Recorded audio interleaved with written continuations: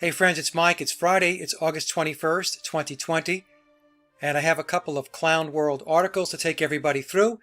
But before I do that, let's watch this video which proves masks do not work. So without further ado, let's cut to the chase and take a look at an ordinary surgical mask, and I'm using a vape.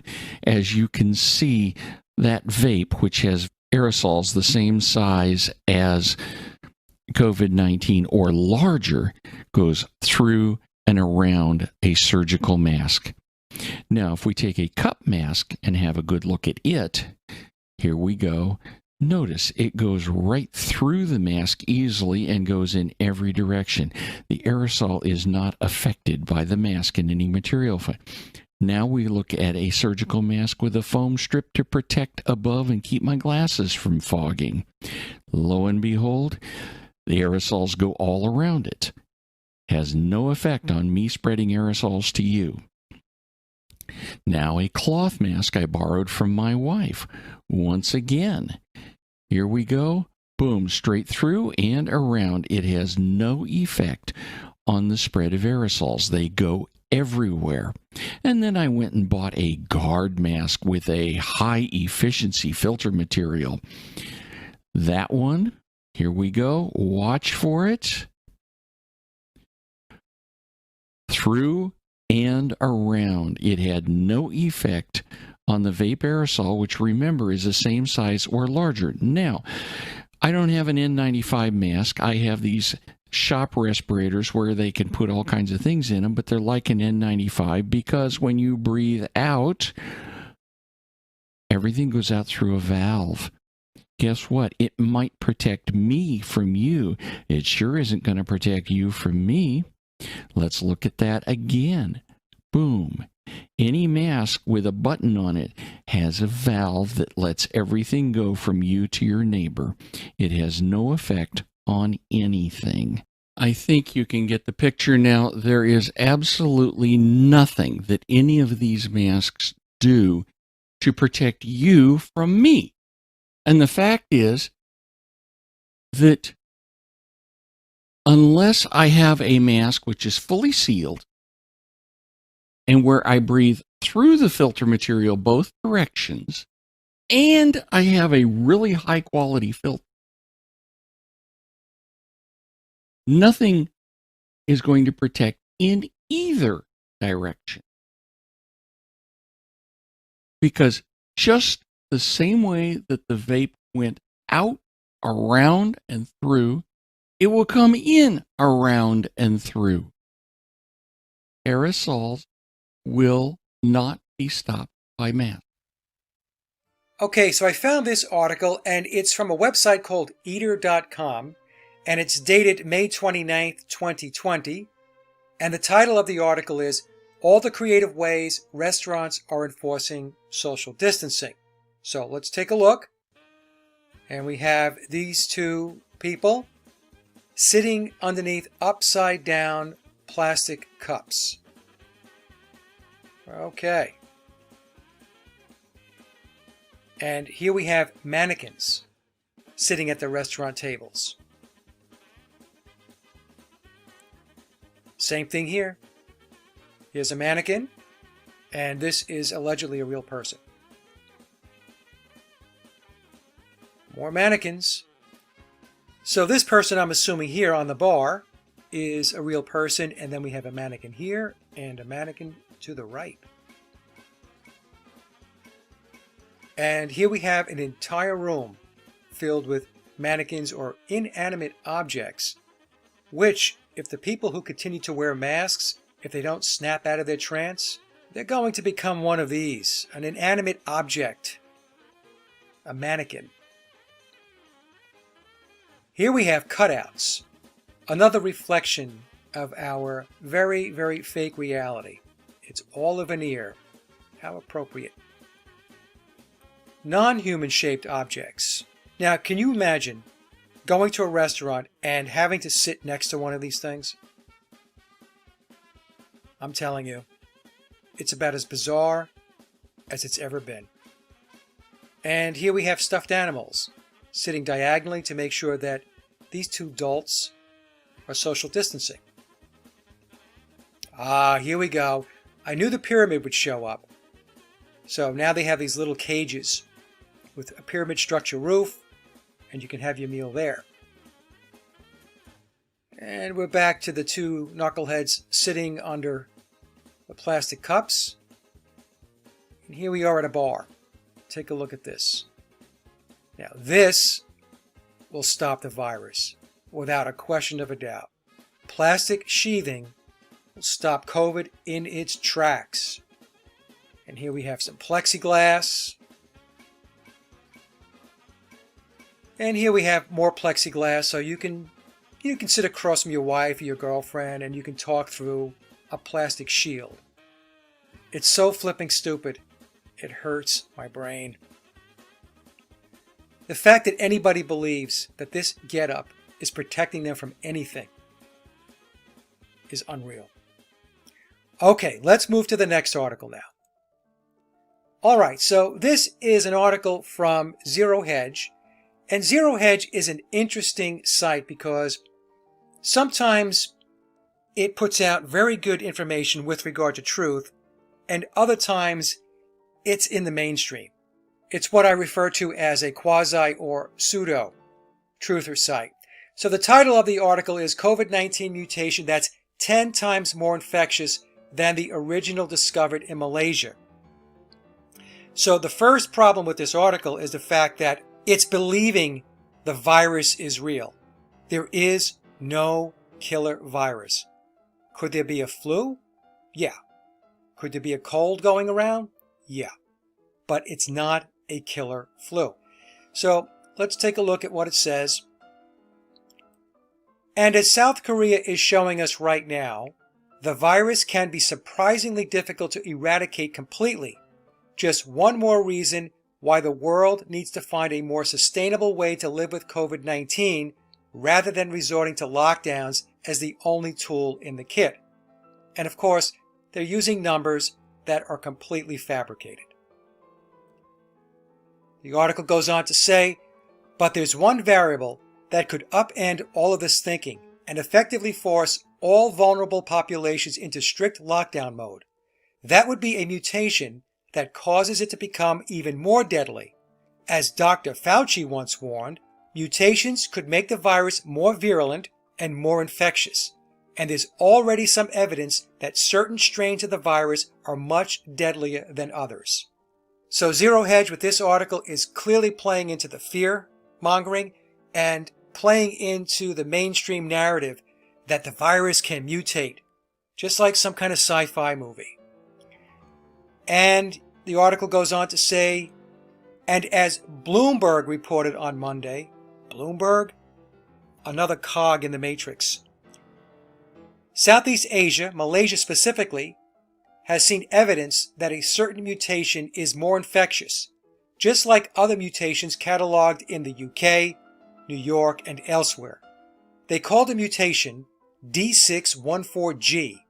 It's also the predominant variation of the virus seen in Europe and the US, meaning it's the same world-conquering virus we reported back in June. World-conquering virus. It's articles like this that use a technique where they bait and switch. They bait people in with articles that are oriented toward truth, and then they make the switch and they push you back into the mainstream narrative. And this is what this article is all about. There is no killer virus. There's nothing mutating. It's nothing more than a massive psychological operation. And hopefully more and more people will start to understand that. Okay, so talking about sites which are pseudo and quasi-truth, here's one from InfoWars, and this article is from August 17th of 2020, and it says, good news, Fauci's out and common sense might be returning. So let's take a look at who's coming in. So the article tells us that Trump's hiring of Dr. Scott Atlas to his coronavirus task force may just be that good news we need. As the media has reported, President Trump has sidelined headline-hogging Anthony Fauci in favor of Atlas, the former Stanford University Medical Center chief of neuroradiology. Stanford University Medical Center. Anytime you see the name Stanford in front of anything, rest assured it's a big-time player in the matrix. And if we page down a bit, the article tells us a little bit more about Dr. Scott Atlas's background and tells us Dr. Scott Atlas is not only a former top physician and hospital administrator, as a senior fellow at the Hoover Institution, he also understands the policy implications of locking a country down. So let's understand a little bit about the Hoover Institution. And John Coleman covers this in his book on page 98 of The Conspirators' Hierarchy, the Committee of 300, and it's the third edition. And he talks about it as part of the Mont Pelerin Society. So let me read. Mont Pelerin is an economic foundation devoted to issuing misleading economic theories and influencing economists in the Western world to follow models it lays out from time to time. Its leading practitioners are von Hayek, Milton Friedman, and Ludwig von Mises. It has strong connections with the Knights of Malta, the Heritage Foundation, and the German Marshall Fund. It is backed by Rothschild and Rockefeller money. Some of their secret meetings are held at the Hoover Institution. Okay, so there you go. Whenever these players page in and page out, Fauci and now this guy Atlas, rest assured that these people are globalists or internationalists that work for factions within the Committee of 300. I had predicted Fauci would get ousted and that he would be replaced with another internationalist, another globalist. So Atlas will make some changes, but he's going to continue to push the ball down the field and look to spike it in the end zone. It's just how it works, folks. The only way out of this mess is for people to wake up and not sit around and wait for or pray for saviors. There's nobody coming to save us. Everybody that's in place, and that includes Trump, have their loyalty and they're on the payroll of the Committee of 300. Okay, let's move to the next article now. MIT researchers created a reusable face mask that works like an N95 respirator. Now, MIT folds in under Tavistock. And this article is from August 19th of 2020, and the article tells us that nurses and doctors have gone to creative extremes to reuse the same masks, gloves, and scrubs they need to treat contagious coronavirus patients. But if a prototype mask created by researchers proves widely effective, it may be a safer alternative for healthcare workers. Now remember, there is no contagious virus. The whole story is fictional. Researchers from the Massachusetts Institute of Technology and Brigham and Women's Hospital in Boston have developed the eye mask, a new silicone mask that can be safely reused without fear of contamination. Researchers still need to analyze how effectively it catches viral particles, but it's a promising step toward addressing the critical healthcare supply shortages. The eye mask offers a level of protection comparable to N95 respirator masks. That's partially because it uses an N95 filter without all the additional material of N95 masks that catches particles. Now, the thing you need to know about N95 masks is they need to be taken off after about 20 minutes of use. You can't keep them on for elongated periods of time because you are going to cut off the oxygen supply and you're going to suffer from hypercapnia. Okay, let's move to the next article now. This one here comes from Stupid World. Giant asteroid flying by Earth next week looks like it's wearing a face mask. And this article is from April 23rd, 2020, and I just came across it. How anybody can believe this stupidity is beyond me. So this is the ridiculous image they give us from the Arecibo Observatory, NASA. And it goes on to say that an asteroid estimated to be 1.2 miles wide will fly by Earth next week, but it's not expected to collide with our planet, thank goodness. And if an asteroid could be aware of such things, it appears to be wearing a face mask in deference to the pandemic, according to new images from the Arecibo Observatory in Puerto Rico. Unbelievable, folks. Absolute stupidity. On April 29th, it will pass within 3,908,791 miles of Earth, moving at 19,461 miles per hour. That's still 16 times farther than the distance between Earth and the Moon. An asteroid with a mask? I think not. Another reason why everybody should be questioning NASA. Okay, so the next article is from Time Magazine, and it's titled, Unpacking the New WHO Controversy Over Asymptomatic COVID-19 Transmission. Okay, so let's listen to what Dr. Van Kerkhove has to say. She is the technical lead for COVID-19 with the World Health Organization. It still appears to be rare that an asymptomatic individual actually transmits onward. What we really want to be focused on is following the symptomatic cases. If we followed all of the symptomatic cases, because we know that this is a respiratory pathogen, it passes from an individual through infectious droplets. If we actually followed all of the symptomatic cases, isolated those cases, followed the contacts and quarantined those contacts, we would drastically reduce. Okay, so what she was saying is that asymptomatic, which means if you don't have symptoms, there should be no need to focus on people who are not showing signs of having a flu or a cold or COVID. And so this threw the world into a bit of a tailspin. And subsequent to this, the mainstream media has gone out into damage control saying, well, we didn't really mean that. And forget about what she said. But let's read the article. For months, researchers have warned that people without any COVID-19 symptoms could still be silent carriers of the disease. And first of all, when did COVID-19 become a disease?